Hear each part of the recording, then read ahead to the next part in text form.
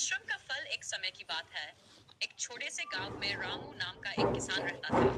रामू बहुत मेहनती था, लेकिन उसे हमेशा अपनी मेहनत पर संदेह रहता था। वह सोचता था कि परिश्रम का कोई फल नहीं मिलता।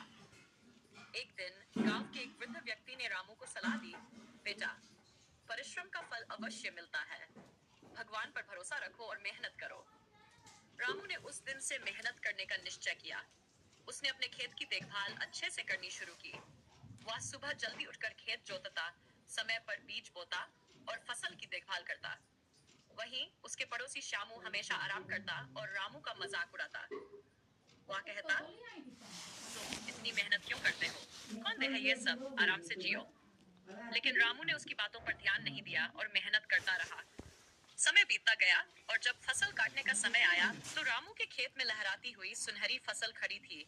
उसने अपनी मेहनत से भरपूर अनाज पाया। दूसरी ओर श्यामू का खेत सूखा पड़ा था, क्योंकि उसने मेहनत नहीं की थी। अब श्यामू को अपनी गलती का एहसास हुआ और उसने रामू से माफी मांगी। रामू ने मुस्कुराते हुए कहा, भाई, मेहनत का फल हमेशा मीठा होता है। जो आज मैंने पाया है वह मेरी मेहनत का ही नतीजा है। इस घटना ने न केवल रामू और बल्कि पूरे गांव को यह सिखाया कि परिश्रम का फल अवश्य मिलता है। शिक्षा। यह कहानी हमें सिखाती है कि मेहनत करने वालों को कभी हार नहीं माननी चाहिए, क्योंकि परिश्रम का फल देर सवेर अवश्य मिलता है।